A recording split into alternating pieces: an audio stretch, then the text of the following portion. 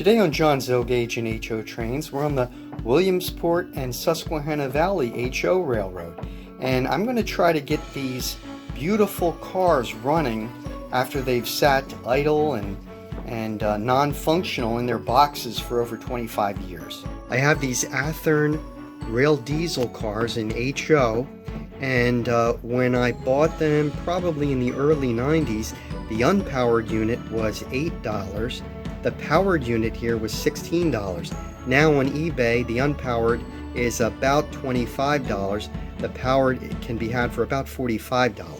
So about a 3 times increase in price.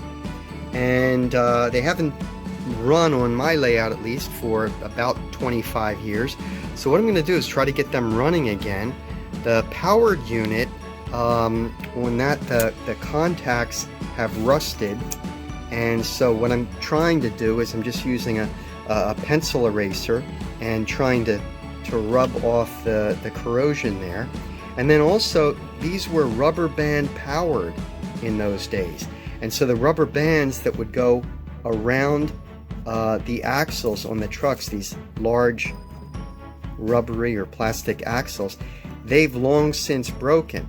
I do have 2 ancient bags of replacements here, and they're decades old also, but we're going to see if either of these are still good enough to work.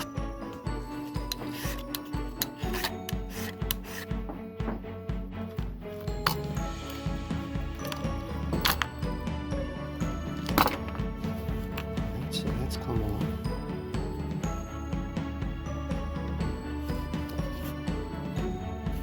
So I've got these new bands, and then try to get them back in. They don't look anywhere near as large as the old ones that were bad, but we'll see. So we're learning as we go.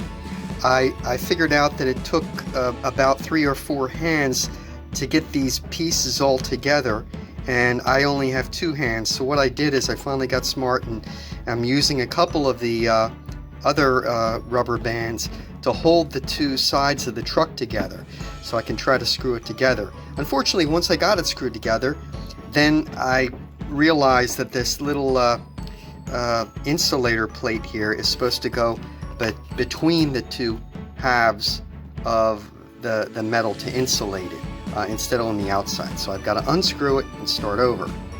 I oiled the axles and put the cars on the track, and then I remembered that I'd had trouble many years ago because the curves on this railroad are just a little too tight, and in some places they're a little under 18-inch radius. You can see how close the cars come there. And I remember also I had some problems with unevenness in the track, so even many years ago I think I had trouble running these, but we're going to see what happens here.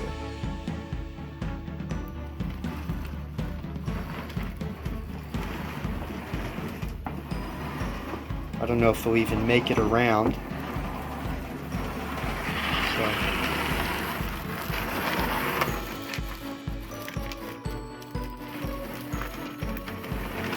Well, I tried to clean the wheels a little, but in these Athearn rubber band drive cars were never known for being slow, but they're actually running pretty well. So overall, I'm very happy. It's good to see these cars running again after over 25 years probably. And I'm actually surprised they've only derailed a couple times. I found out that the corners of the car can actually contact each other, so that the powered car, which is on the left, if it's pushing, it can actually derail the unpowered car on the right. So with that, I have to simply go in a configuration where it's the powered engine, where a powered car is always pulling. So with that, overall, I'd say we've got to say it's a success. Unfortunately, I soon realized that the RDC would run in the opposite direction from anything else on the same track, so this would happen. And even if you control the track with blocks, you really don't want that to happen. So what I'm going to do is, it's now a few days later, and I'm going to take apart the RDC and reverse the rubber bands so that the axles will turn in the opposite direction.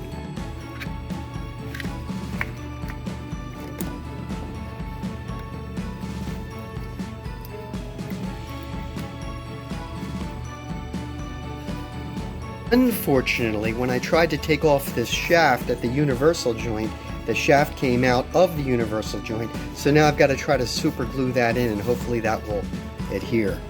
After I pried my fingers off the super glue, I reattached the shaft and made sure that all the axles are turning in the same direction. Now we're going to turn on the power.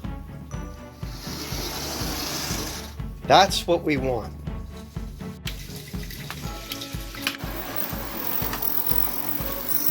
So, what have we learned here today? We've learned don't forget to put the plastic insulator back in place. We've learned to use rubber bands to hold things together when you don't have enough hands. We've also learned make sure that all the axles turn in the same direction.